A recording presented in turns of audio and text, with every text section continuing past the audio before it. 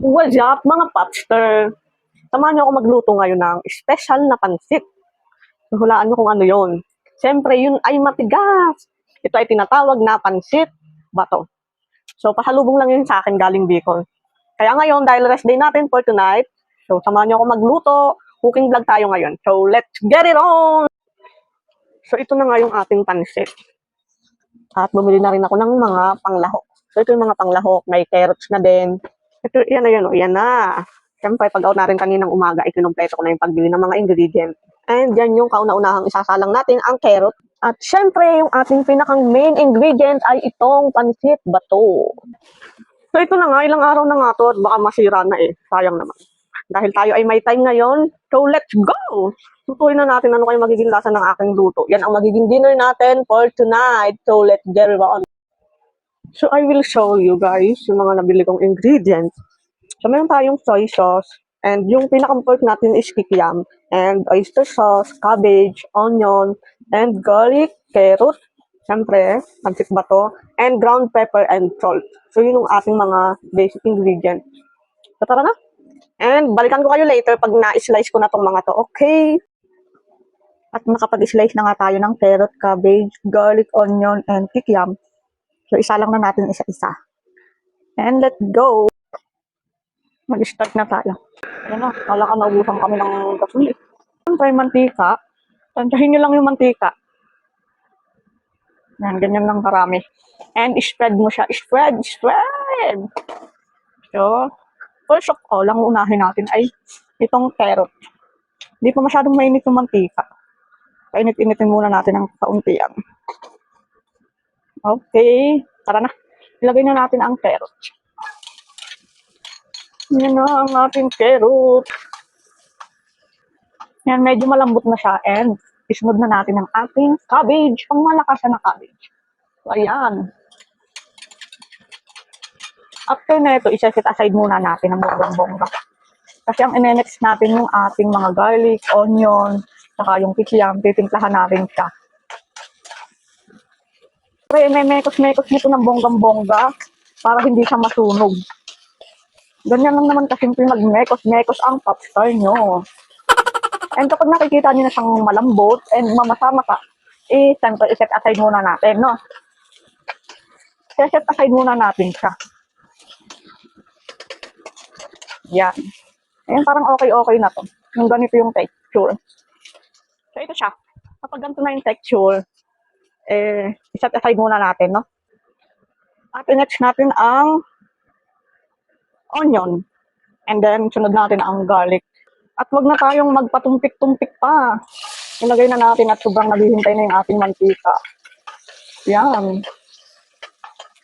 Yung garlic ay medyo ipino-pino nyo ng kauntian. Yan, sunod na natin ang garlic. Kasi medyo malakas yung ating apoy. Pero i-medium heat mo lang yung pagset ng apoy mo, okay? Siyempre, mekos-mekos, huwag nang kalilimutan. Hinaan ko nga muna yung apoy. Parang ang lakas eh. Kawawa naman tong aking garlic saka onion. Ayan, bigan niya na siya. Sunod na natin ating pork. Pork na naging kikiam.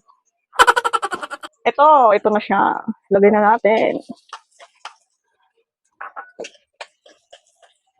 At ito yung update ng ating kikiam. Ngayon, titintahan natin ng salt and black pepper, mga guys. Ilagyan natin ng ground pepper. Ground pepper yan, ha? And salt. Iodized salt tong nilagay ko. Kayo na magtansya-tansya. Ano naman tayo magaling sa tansyahan, wala nang isang tablespoon, teaspoon, o so whatever. Siyempre, imekos na natin yan ng bongga. Ayan. After niya, nalagyan na natin ng toyo. Siyempre, tansyahin nyo na lang kung gaano kadaming toyo, mga guys. At after, ay tatandaan nyo yung aking mga sinasabi sa inyo nang kayo gumaling magluto. Oyster sauce, nagpapasarap. Ha, siyempre, tatantahin nyo rin. Tama na siguro, are. Kasi hindi naman ganun kadami. Ayan. Tapos itong liquid seasoning, mga 2 teaspoon. Yan ang nagpapasarap. Okay.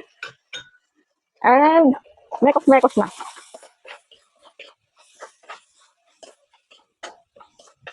Mekos-mekos. Tapos, lalagyan na natin ng warm water. Tatantahin nyo lang din. Lagyan na natin ng isang basong tubig.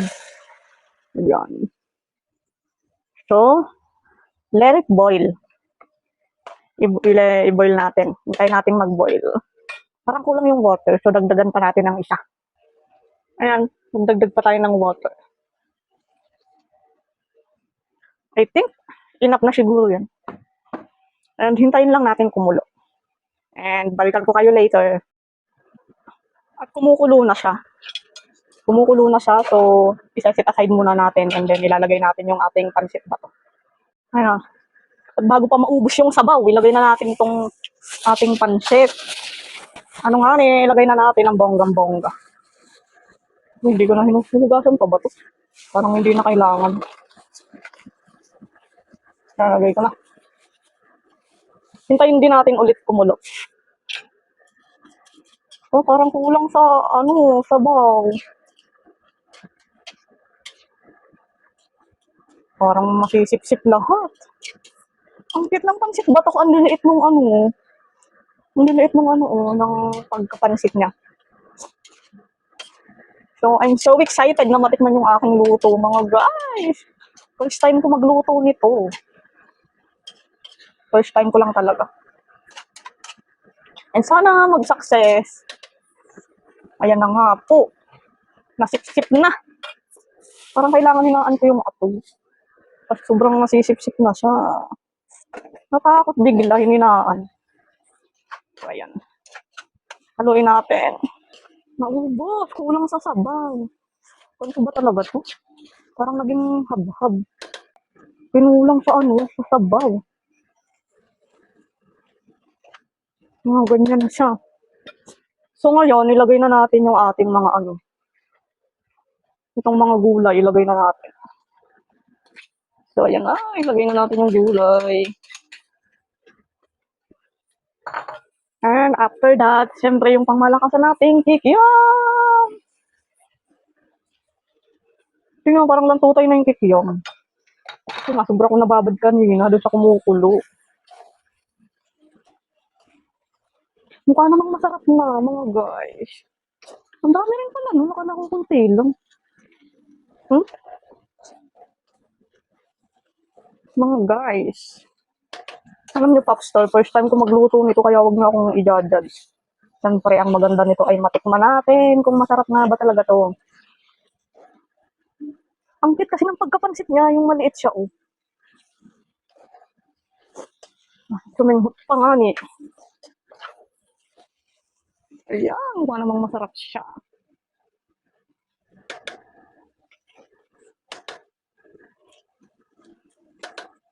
Ayan na siya. Ayan na. Ready to serve na nga po. Ready to serve na siya, oh.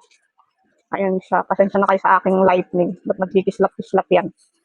So, ililipat na natin kasi ready to serve na tayo, mga guys. So, tingnan nyo naman. Itsura pa lang. Mapapaanlikuha na kayo. Hindi yan tinipid. Hindi yan tinipid sa lahok. Ang dami pala pang to. Yan, ang daming na sayang, daming nakadikit sa kawali. Kakayuri natin yan para walang sayang. And, balikan ko kayo kapag okay na yung ating set up sa table. And this is our table setting. Siyempre, hindi mawawala ang Spanish latte, ang ating favorite. Ewan ko ba, favorite ko lang talaga kapag dinner, hindi kompleto pag walang something na ice coffee, ganyan. So, samahan nyo na akong tikman ang ating pansit bato na naluto. And, ayan, ang result naman is masarap. Bali, naging 3 kain ko siya. Ayan, dinner. Tapos, kinabukasan ng lunch ay nakain ko pa siya. And then, bago ako pumasok. So, yun lang. Dito na lang. See you in my next one. Bye!